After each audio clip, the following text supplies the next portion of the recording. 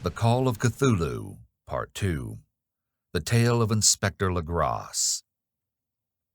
The older matters which had made the sculptor's dream in bas-relief so significant to my uncle formed the subject of the second half of his long manuscript. Once before, it appears, Professor Angel had seen the hellish outlines of the nameless monstrosity, puzzled over the unknown hieroglyphics, and heard the ominous syllables which can be rendered only as Cthulhu. And all this in so stirring and horrible a connection that it's small wonder he pursued young Wilcox with queries and demands for data. The earlier experience had come in 1908, 17 years before, when the American Archaeological Society held its annual meeting in St. Louis. Professor Angel, as befitted one of his authority and attainments, had had a prominent part in all of the deliberations, and was one of the first to be approached by the several outsiders who took advantage of the convocation to offer questions for correct answering and problems for expert solution. The chief of these outsiders, and in a short time the focus of interest for the entire meeting, was a commonplace-looking middle-aged man who had traveled all the way from New Orleans for certain special information unobtainable from any local source. His name was John Raymond Legrasse, and he was by profession an inspector of police. With him he bore the subject of his visit, a grotesque, repulsive, and apparently very ancient stone statuette, whose origin he was at a loss to determine. It must not be fancied that Inspector Legrasse had the least interest in archaeology. On the contrary, his wish for enlightenment was prompted by purely professional considerations. The statuette, idol, fetish, or whatever it was, had been captured some months before in the wooded swamps south of New Orleans during a raid on a supposed voodoo meeting, and so singular and hideous were the rites connected with it that the police could not but realize that they had stumbled on a dark cult totally unknown to them, and infinitely more diabolic than even the blackest of voodoo circles. Of its origin, apart from the erratic and unbelievable tales extorted from the captured members, absolutely nothing was to be discovered. Hence the anxiety of the police for any antiquarian lore which might help them to place the frightful symbol, and through it track down the cult to its fountainhead. Inspector Legrasse was scarcely prepared for the sensation which his offering created. One sight of the thing had been enough to throw the assembled men of science into a state of tense excitement, and they lost no time in crowding around him to gaze at the diminutive figure whose utter strangeness and air of genuinely abysmal antiquity hinted so potently at unopened and archaic vistas. No recognized school of sculpture had animated this terrible object, yet centuries and even thousands of years seemed recorded in its dim and greenish surface of unplaceable stone. The figure, which was finally passed slowly from man to man for close and careful study, was between 7 and 8 inches in height and of exquisitely artistic workmanship. It represented a monster of vaguely anthropoid outline, but with an octopus-like head whose face was a mass of feelers, a scaly, rubbery-looking body, prodigious claws on hind and fore feet, and long, narrow wings behind. This thing, which seemed instinct with a fearsome and unnatural malignancy, was of a somewhat bloated corpulence, and squatted evilly on a rectangular block or pedestal covered with undecipherable characters. The tips of the wings touched the back edge of the block. The seat occupied the center, whilst the long, curved claws of the doubled-up, crouching hind legs gripped the front edge and extended a quarter of the way down toward the bottom of the pedestal. The cephalopod head was bent forward so that the ends of the facial feelers brushed the back of huge forepaws, which clasped the croucher's elevated knees. The aspect of the whole was abnormally lifelike, and the more subtly fearful because its source was so totally unknown. Its vast, awesome, and incalculable age was unmistakable, yet not one link did it show with any known type of art belonging to civilization's youth, or indeed to any other time. Totally separate and apart, its very material was a mystery, for the soapy, greenish-black stone with its golden or iridescent flecks and striations resembled nothing familiar to geology or mineralogy. The characters along the base were equally baffling, and no member present, despite a representation of half the world's expert learning in this field, could form the least notion of even their remotest linguistic kinship. They, like the subject and material, belonged to something horribly remote and distinct from mankind as we know it, something frightfully suggestive of old and unhallowed cycles of life in which our world and our conceptions have no part. And yet, as the members severely shook their heads and confessed defeat at the inspector's problem, there was one man in that gathering who suspected a touch of bizarre familiarity in the monstrous shape and writing, and who presently told with some diffidence of the odd trifle he knew. This person was the late William Channing Webb, professor of anthropology in Princeton University, and an explorer of no slight note. Professor Webb had been engaged 48 years before in a tour of Greenland and Iceland in search of some runic inscriptions which he failed to unearth, and whilst high up on the West Greenland coast, had encountered a singular tribe or cult of degenerate Eskimo whose religion, a curious form of devil worship, chilled him with its deliberate bloodthirstiness and repulsiveness. It was a faith of which other Eskimo knew little, in which they mentioned only with shudders, saying that it had come down from horribly ancient eons, before ever the world was made. Besides nameless rites and human sacrifices, there were certain queer hereditary rituals addressed to a supreme elder devil, or Tornasuk. And of this Professor Webb had taken a careful phonetic copy from an aged Angakok, or wizard priest, expressing the sounds in Roman letters as best he knew how. But just now of prime significance was the fetish which this cult had cherished, and around which they danced when the aurora leaped high over the ice cliffs. It was, the professor stated, a very crude bas-relief of stone, comprising a hideous picture and some cryptic writing. And so far as he could tell, it was a rough parallel in all essential features of the bestial thing now lying before the meeting. This data, received with suspense and astonishment by the assembled members, proved doubly exciting to Inspector Legrasse, and he began at once to ply his informant with questions, having noted and copied an oral ritual among the swamp cult worshippers his men had arrested. He besought the professor to remember as best he might the syllables taken down amongst the diabolist Eskimo. There then followed an exhaustive comparison of details, and a moment of really odd silence when both detective and scientist agreed on the virtual identity of the phrase, common to two hellish rituals so many worlds of distance apart. What in substance both the Eskimo wizards and the Louisiana swamp priests had chanted to their kindred idols was something very like this, the word divisions being guessed at from traditional breaks in the phrase as chanted aloud. Funglui Mugwanaf, Cthulhu Riley, Waganagel Fatagan. Legrasse had 1 point in advance of Professor Webb, for several among his mongrel prisoners had repeated to him what older celebrants had told them the words meant. This text, as given, ran something like this. In his house at Riley, dead Cthulhu waits dreaming. And now, in response to a general and urgent demand, Inspector Legrasse related as fully as possible his experience with the swamp worshippers, telling a story to which I could see my uncle attached profound significance. It savored of the wildest dreams of mythmaker and theosophist, and disclosed an astonishing degree of cosmic imagination among such half-castes and pariahs as might be least expected to possess it. On November 1st, 1907, there had come to the New Orleans police a frantic summons from the swamp in Lagoon County to the south. The squatters there, mostly primitive but good-natured descendants of Lafitte's men, were in the grip of stark terror of an unknown thing which had stolen upon them in the night. It was voodoo, apparently, but voodoo of a more terrible sort than they had ever known, and some of their women and children had disappeared since the malevolent tom-tom had begun its incessant beating, far within the black-haunted woods where no dweller ventured.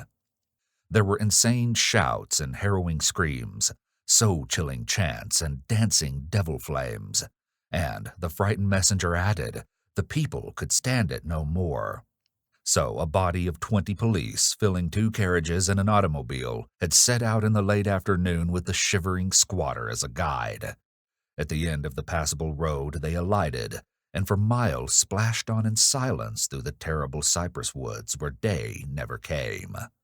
Ugly roots and malignant hanging nooses of Spanish moss beset them, and now and then a pile of dank stones or fragment of a rotting wall intensified by its hint of morbid habitation, a depression which every malformed tree and every fungus islet combined to create. At length the squatter settlement, a miserable huddle of huts, hove in sight, and hysterical dwellers ran out to cluster around the group of bobbing lanterns.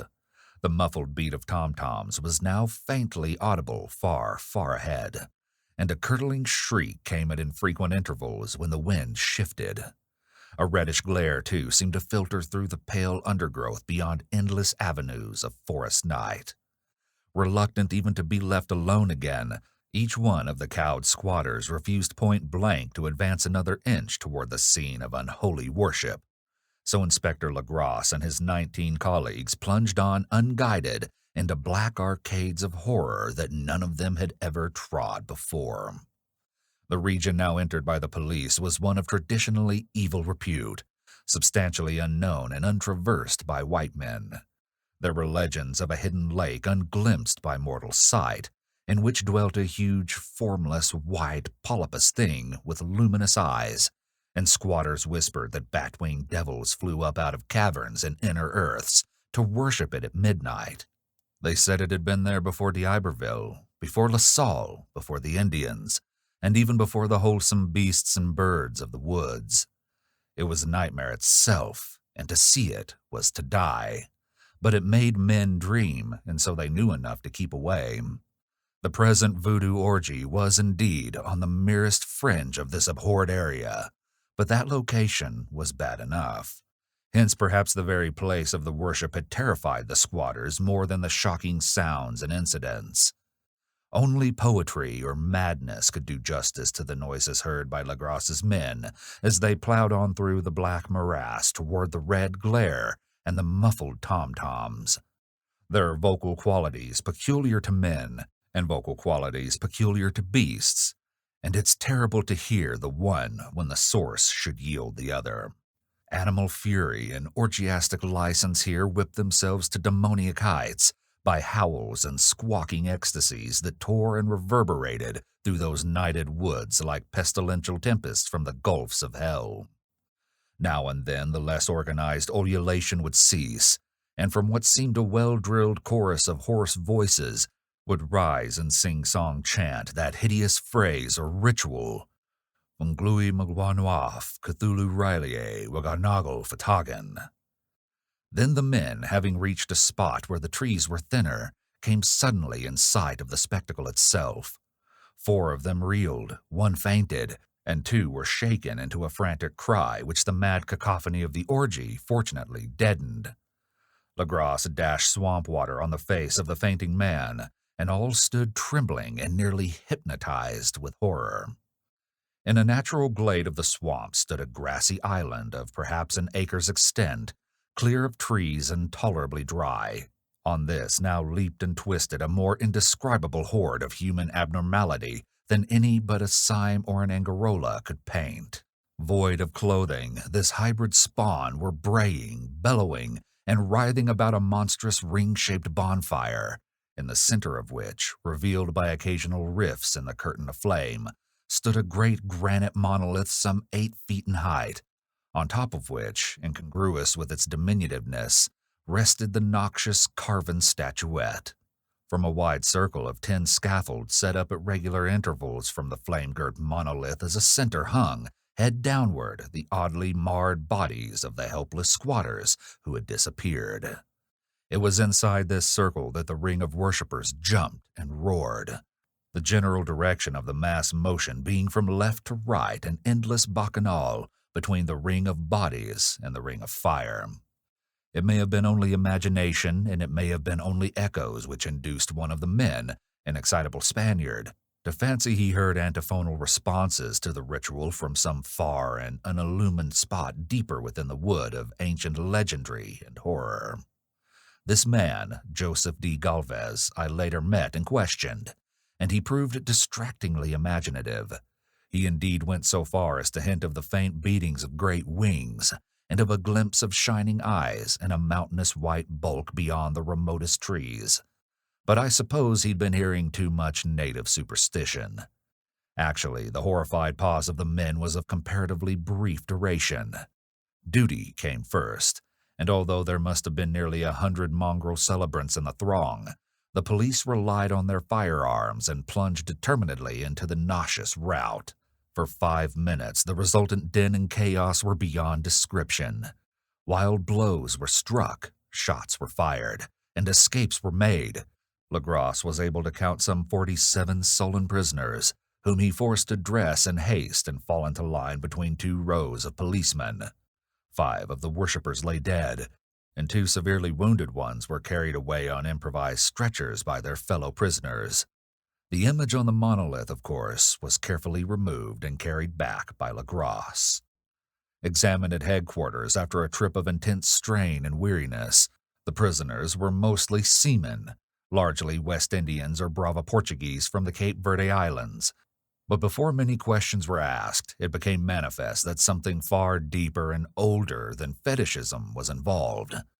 Degraded and ignorant as they were, the creatures held with surprising consistency to the central idea of their loathsome faith. They worshipped, so they said, the great old ones who lived ages before there were any men, and who came to the young world out of the sky. Those old ones were gone now, inside the earth and under the sea, but their dead bodies had told their secrets and dreams to the first men, who formed a cult which had never died.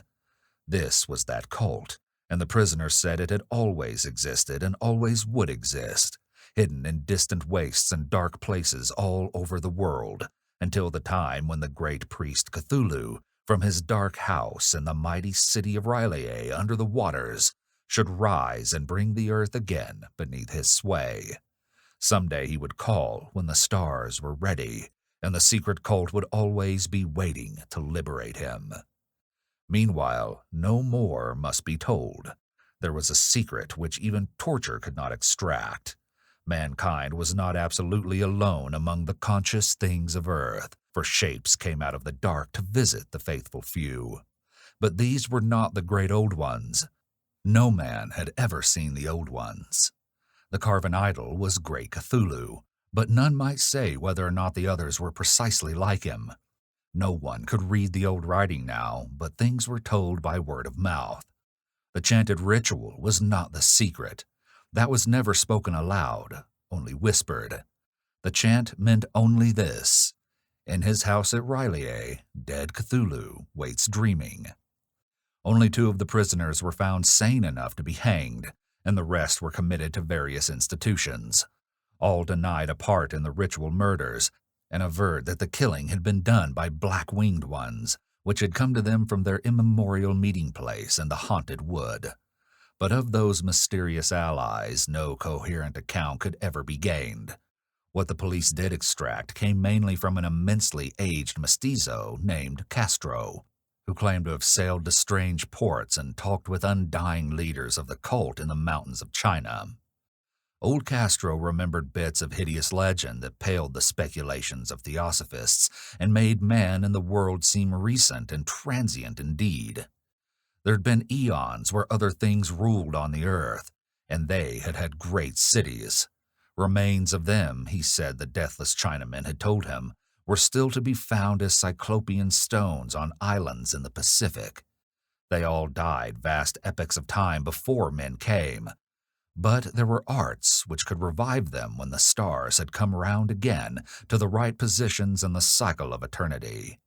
They had indeed come themselves from the stars, and brought their images with them. These great old ones, Castro continued, were not composed altogether of flesh and blood. They had shape, for did not this star-fashioned image prove it? But that shape was not made of matter. When the stars were right, they could plunge from world to world through the sky. but when the stars were wrong, they could not live. But although they no longer lived, they would never really die. They all lay in stone houses in their great city of R'lyeh, preserved by the spells of mighty Cthulhu for a glorious resurrection when the stars and the earth might once more be ready for them. But at that time, some force from outside must serve to liberate their bodies. The spells that preserved them intact likewise prevented them from making an initial move, and they could only lie awake in the dark and think whilst uncounted millions of years rolled by. They knew all that was occurring in the universe, but their mode of speech was transmitted thought. Even now they walked in their tombs. When, after infinities of chaos, the first men came, the great old ones spoke to the sensitive among them by molding their dreams, for only thus could their language reach the fleshy minds of mammals. Then, whispered Castro, those first men formed the cult around small idols, which the great ones showed them. Idols brought in dim eras from dark stars. That cult would never die till the stars came right again, and the secret priests would take great Cthulhu from his tomb to revive his subjects and resume his rule of Earth. The time would be easy to know, for then mankind would have become as the great old ones, free and wild and beyond good and evil, with laws and morals thrown aside, and all men shouting and killing and reveling in joy. Then the liberated old ones would teach them new ways to shout and kill and revel and enjoy themselves, and all the earth would flame with a holocaust of ecstasy and freedom. Meanwhile, the cult, by appropriate rites, must keep alive the memory of those ancient ways and shadow forth the prophecy of their return. In the elder time, chosen men had talked with the entombed old ones in dreams, but then something had happened. The great stone city R'lyeh, with its monoliths and sepulchres, had sunk beneath the waves, and the deep waters, full of the one primal mystery through which not even thought can pass, had cut off the spectral intercourse. But memory never died, and high priests said that the city would rise again when the stars were right.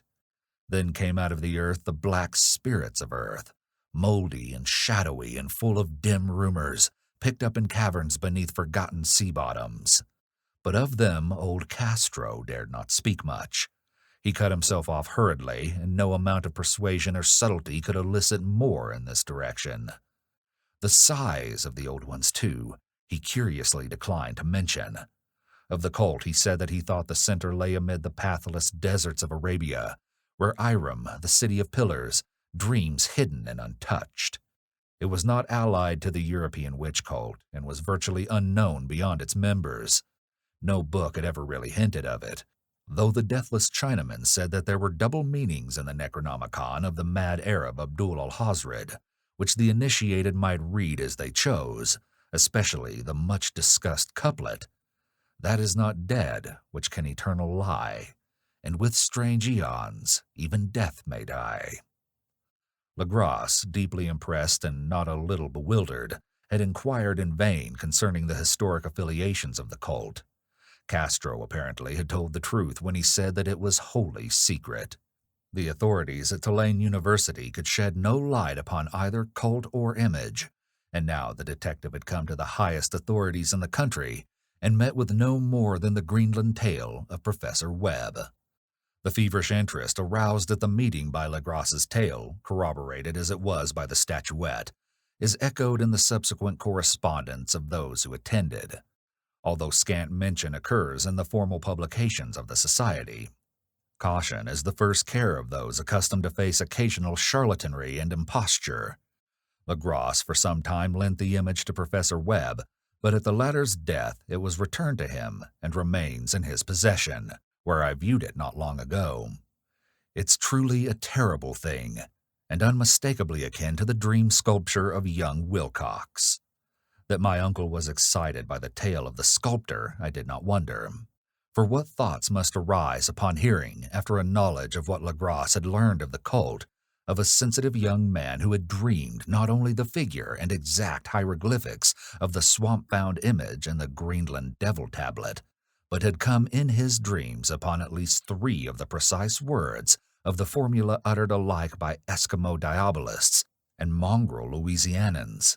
Professor Angel's instant start on an investigation of the utmost thoroughness was eminently natural, though privately I suspected young Wilcox of having heard of the cult in some indirect way, and of having invented a series of dreams to heighten and continue the mystery at my uncle's expense.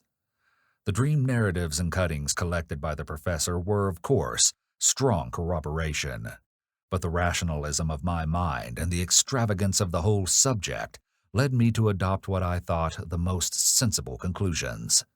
So after thoroughly studying the manuscript again and correlating the theosophical and anthropological notes with the cult narrative of Lagras, I made a trip to Providence to see the sculptor and gave him the rebuke I thought proper for so boldly imposing upon a learned and aged man. Wilcox still lived alone in the fleur-de-lis building in Thomas Street, a hideous Victorian imitation of 17th-century Breton architecture, which flaunts its stuccoed front amidst the lovely colonial houses on the ancient hill, and under the very shadow of the finest Georgian steeple in America. I found him at work in his rooms, and at once conceded from the specimens scattered about that his genius is indeed profound and authentic.